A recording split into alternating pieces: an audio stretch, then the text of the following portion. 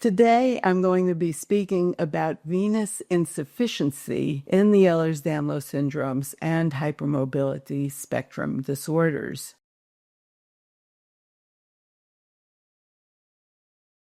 Hi, I'm Dr. Clair Francomano, and I am a medical geneticist who's been caring for patients with Ehlers-Danlos Syndromes and Hypermobility Spectrum Disorders, as well as other hereditary disorders of connective tissue for many, many years. Now, the veins are the blood vessels that carry the blood back to our heart from the peripheral circulation. The arteries take the blood away from the heart and the veins bring it back. And we know that there is connective tissue in the walls of the veins, and particularly in the veins of the legs. Those veins can dilate when a person is standing, and due to gravity, we know that people with EDS and HSD can put up to a third of their blood volume in those veins in their legs, and it will just sit there and not get back to the central part of the body, to the heart, the lungs, and the head. And this is a major contributor to the symptoms that people have when they have what we call orthostatic intolerance, or a feeling of kind of being woozy and dizzy when they've been on their feet too long, or when they go from lying down to sitting or standing. So because there are valves in the veins that help the blood to come back up from the feet and the legs, and those also have connective tissue in them, this can also contribute to the blood pooling that we see in many patients with EDS and HSD. One very simple approach to this problem is the use of compression socks or compression garments that will help the body get the blood back up from the legs and the feet back to the more central part of the body and help improve the circulation in that way. We also know that the veins that bring the blood